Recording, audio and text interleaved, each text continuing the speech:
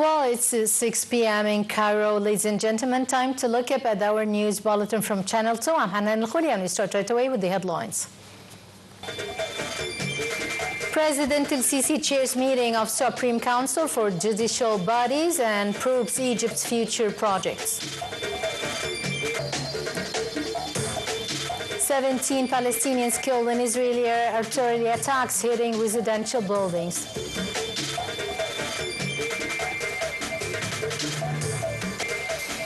And the IATA says no immediate danger at Ukraine nuclear plant after power loss.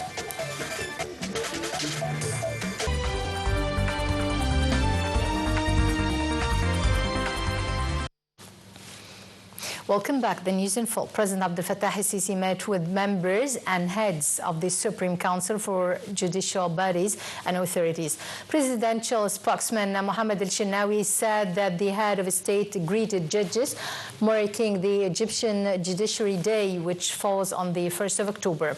President el-Sisi expressed his highly appreciation to the role played by the judges in upholding and safeguarding constitutional principles, emphasizing roles of law and protecting citizens' rights.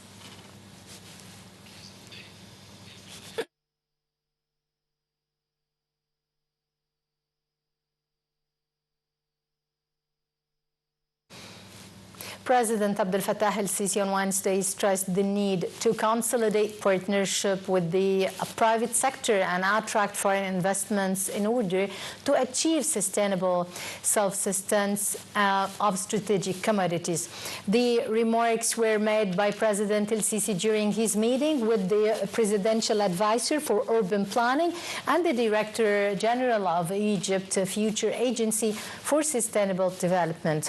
The President directed a full support to be provided for strategic projects, notably the Green Silos project, as well as projects to expand agricultural lands, increase agriculture production, and enhance agriculture industries.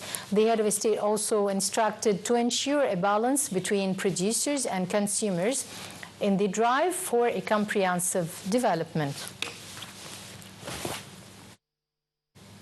Speaker of the House of Representatives Hanafi El-Gibali welcomed today an objective by the President Abdel Fattah el-Sisi of the Republic of the number of the articles of the Criminal Procedures Draft Law.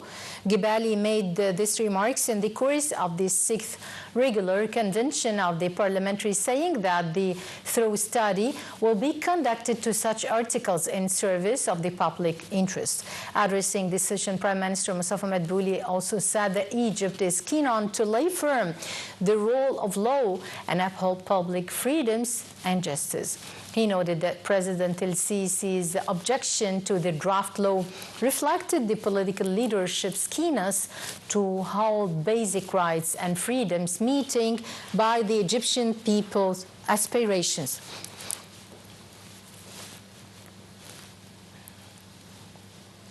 Chief of the National Election Authority, Hazem Badawi, will hold a press conference next Saturday to announce the timetable and procedures of the House of Representatives elections. The conference comes after a meeting of the authority's board of directors to discuss a final report prepared by the authority's executive chief, Ahmed Bendari, on the logistic and procedure arrangements for the upcoming legislative elections.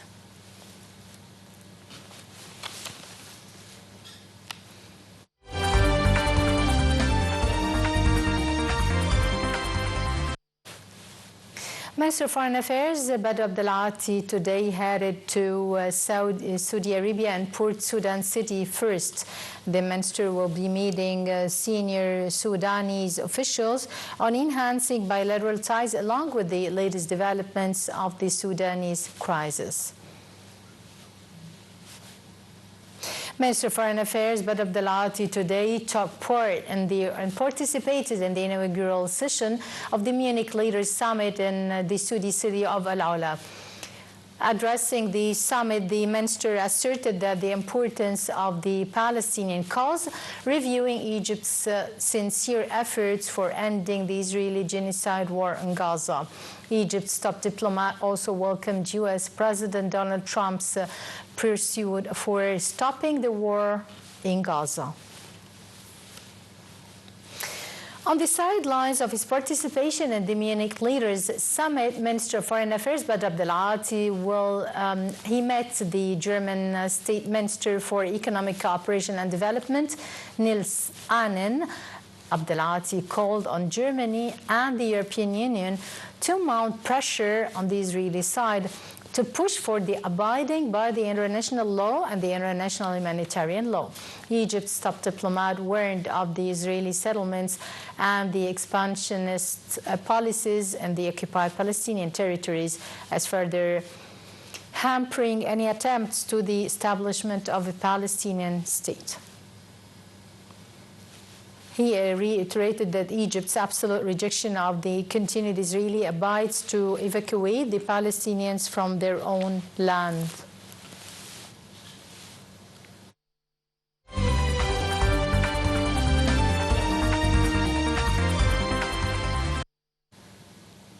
The Palestinian Health Ministry said that the death toll in the Israeli genocide war in the Gaza Strip rose up to 66,148 martyrs. 17 Palestinians were killed in series of Israeli air and artillery attacks, and that hit residential buildings. A number of deaths due to starvation rose up to 455 people, including 151 children.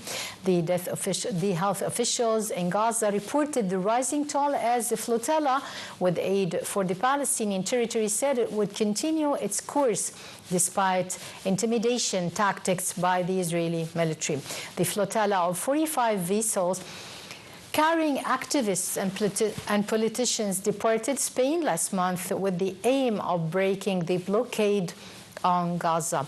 The flotilla said it remained vigilant as it entered the area where the previous flotillas were intercepted or attacked. Israel has already blockaded and blocked 2 attempts by the activists to deliver by the ship to Gaza in June and July.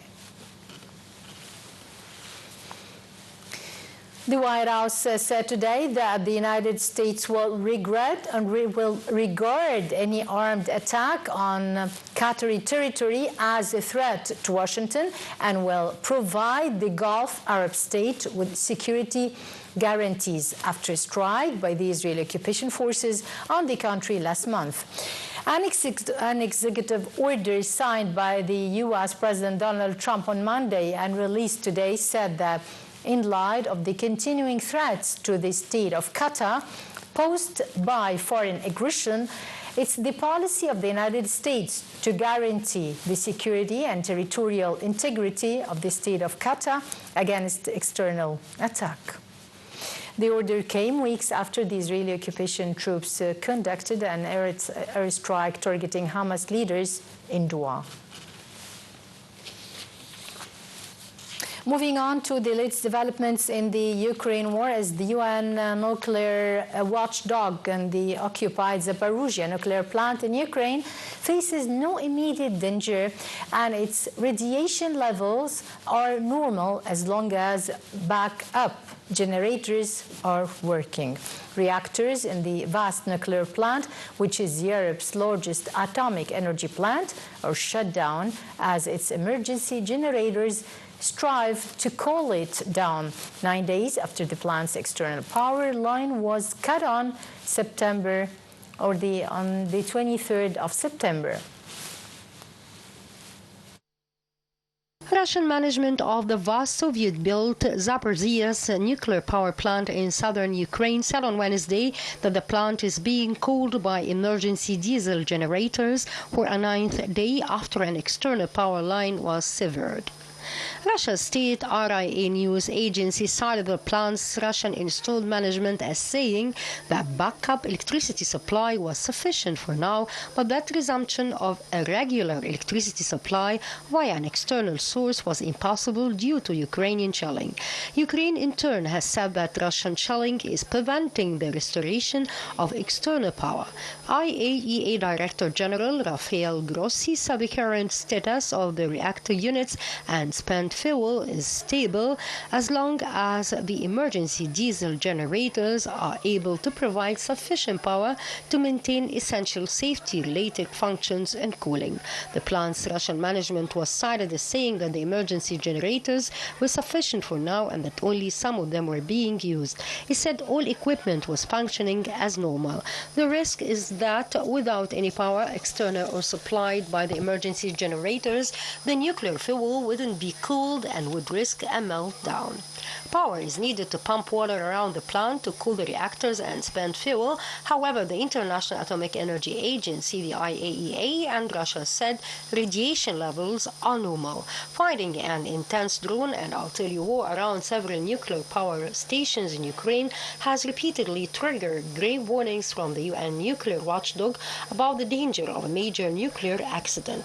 The last remaining external power line to the plant, Europe's largest nuclear power station, was cut during fighting on September 23rd.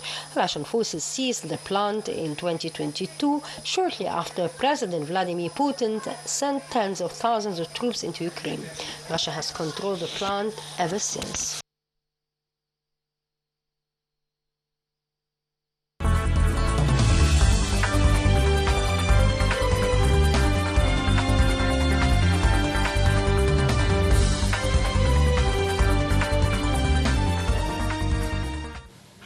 Well, we'll start our business segment with the Prime Minister, Dr. Mustafa Madbouli, as he said that tourism investment is a key aspect in the state's work plan in the current and upcoming period, pointing to the government's efforts to expand HODL's capacity through partnerships with the national and international private sectors. Also, the Prime Minister Madbouli reviewed his government's efforts to attract more tourists and to boost the state's plan to make Egypt a leading global tourism destination. The Prime Minister's also remarks were made as he witnessed the signing of a strategic agreement between Sunrise Resorts and HODL's Group and the Global Hospitality Group Minor International, paving the way for the launch of a plan to develop and manage 50 new HODLs in Egypt. Well, the chairman of the Suez Canal Authority, Vice Admiral Osama Rabia, received the Danish ambassador in Cairo, Boumouler, and his accompanying delegation and reviewed means to enhance the future cooperation in different fields.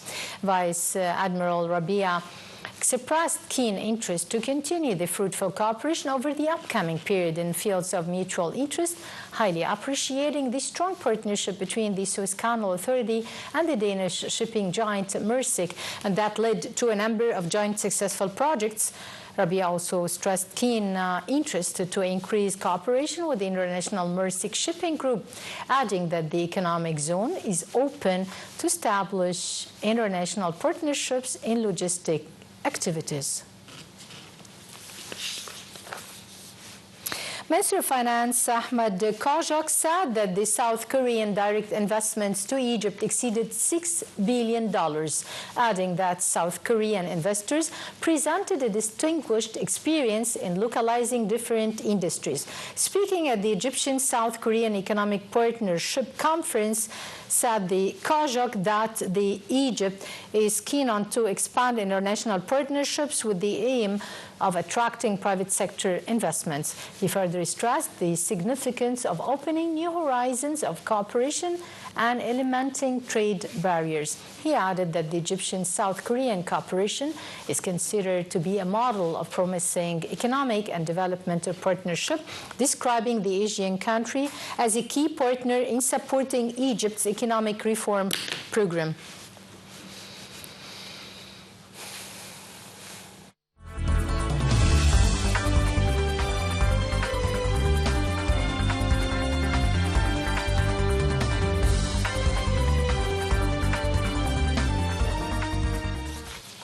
And finally, with the amazing word of sports, as Galatasaray defeated Liverpool 1-0 from a penalty kick in UEFA Champions League second round. The defeat was Liverpool's second in row. Well, with this, ladies and gentlemen, come to the end of our news bulletin for now from Channel 2. And always, for more news, join us. And many thanks for watching. And from myself, Hanan Al-Khud.